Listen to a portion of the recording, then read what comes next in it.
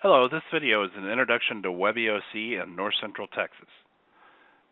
WebEOC is a crisis management application that allows us to do documentation and tracking and situational awareness of things during an event, exercise, drill, or so on. So here you can see the WebEOC login screen.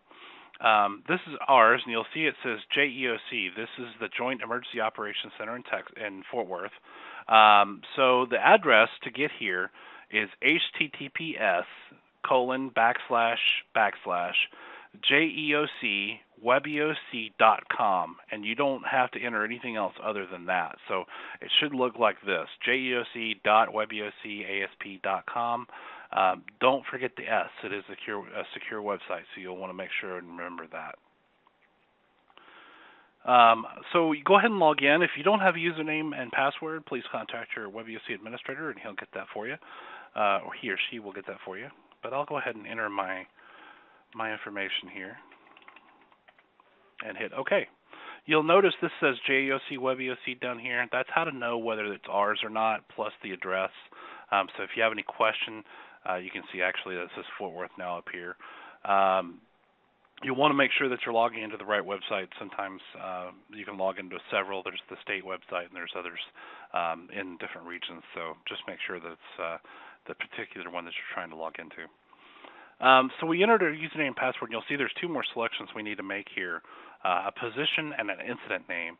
The position is the one that's assigned to you. You may have more than one. Usually it's one, maybe it's two. Very, very rarely it may be multiple. So I'm going to go ahead and select Grayson County as my choice. And again, you won't see all these as an admin. I see all the positions, but so we're going to choose their EOC manager position, which is the main position for all the jurisdictions that we have in our WebEOC. Okay, the incident name. The incident name is probably the most important part of this login process. You'll want to make sure and log into the right incident. Usually, hopefully, it's the one that's listed by default. We do have a way to make one show up by default. But the reason this is important is because information is separated by incidents. So if I have a fire 1 week that we've created an incident for, and we put all information in responding to that fire, and things are, everything we've done, tracking all of our actions, and then we stop that incident, and we go to another incident the next week that's a flood incident, and we start entering information into that, and so on. That information is separated. If I log into the fire incident, I don't see the flood information. So it separates them out that way. And that's why it's very, very important to know which one you're logging into. Because if there's one going on at severe weather and you're in the fire incident, you're not going to see any information related to that.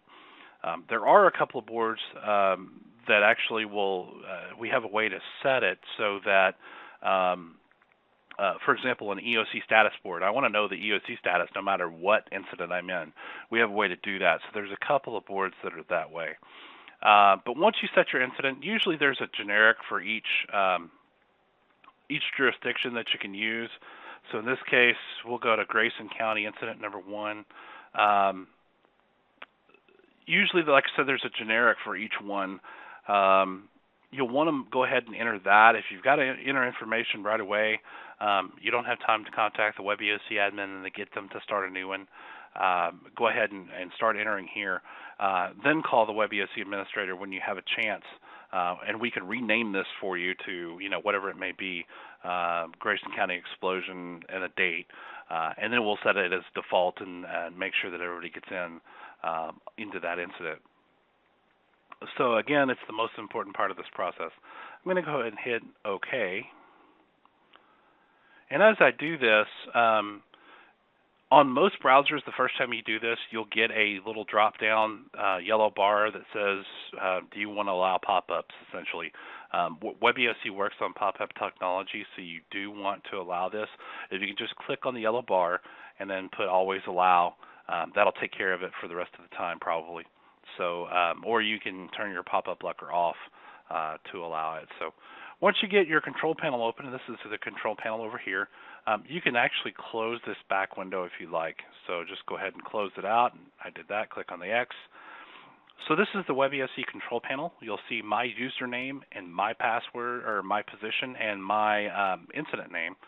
Now this is an important thing to say. I'll show you the profile. You can actually click on your username and see information in here. Your password, you can change your password, you can change your email, and so on. Let me close this back out. This is a good point to say, please don't share your information with anybody else. Your login is unique to you. Your password is unique to you, as is your position. And since WebEOC is rights and permissions based, we certainly want to keep that to a minimum. Everything you do in WebEOC is trackable through your username. So if you give it to somebody else and they do something that's questionable, it's going to come back to you. So it's protecting you as well as protecting others. So please don't share your information. You'll notice that your position name and your incident are highlighted as well.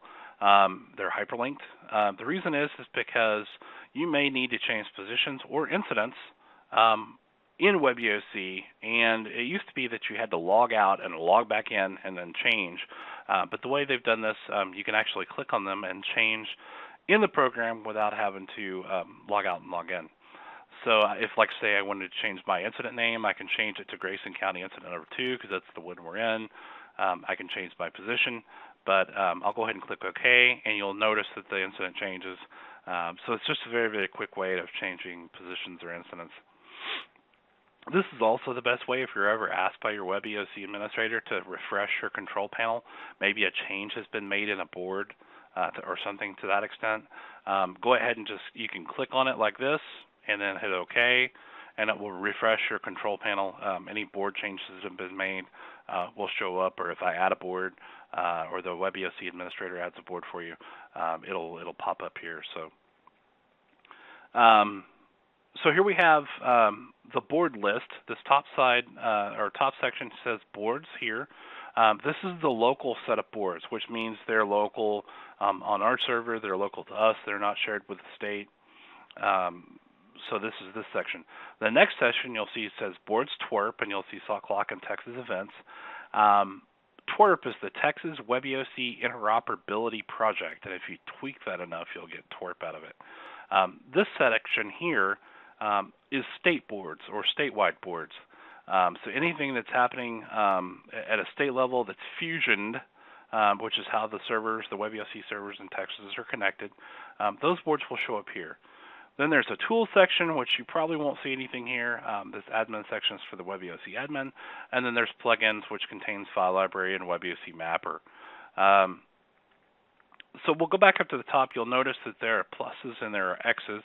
The pluses were originally how we entered information into WebEOC. We'd click on the plus, and it would bring up an input to the board, and then you would enter information. But it's kind of clunky. We actually do it now inside the board. There's a button typically.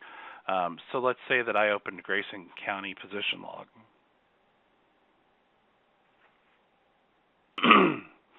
So here's the position log. You notice there's a new entry button. This is how we input information from here on out. So you would click that as well to enter information. I'll move the board over, and you'll see that when I open the display, there's a little red X here. That red X just shows that that board is open. So if you had a question, if you had a bunch of them open, and where you were trying to figure out what was open, you can see those down the side. You can also close them by just clicking on the red X. You can see it goes away. So you'll notice that some of the boards are black in color, and you'll notice that some of them are red. The red boards means there's new information, or information has changed in that board since the last time it was open. So if you'll watch, if I open, let's say, the Emergency Management Bulletin Board, and I'll pull this over, you'll see that it turns black after I open it. So that means I've looked at what's in here, but just by the virtue of opening it. And you'll see that it turns black. If I enter new information, it'll turn red again. So again, new information since the last time I logged in, or since the last time I opened a board. So I'll go ahead and close this out with the X here. That's pretty much it. The board twerp, the sock clock is a countdown to an event here in Texas, typically with hurricanes. There's nothing in it right now because we don't have any hurricanes, but it'll just show a countdown clock to basically what time that storm would affect Texas, or what time that event would affect Texas. And then Texas Events is simply the statewide events board as compared to like a county board, county events board. This is the local board. This is the statewide board. So this has been an introduction to WebEOC in North Central Texas. If you have any questions, please contact your WebEOC administrator. Thank you very much, and I hope you have a great day.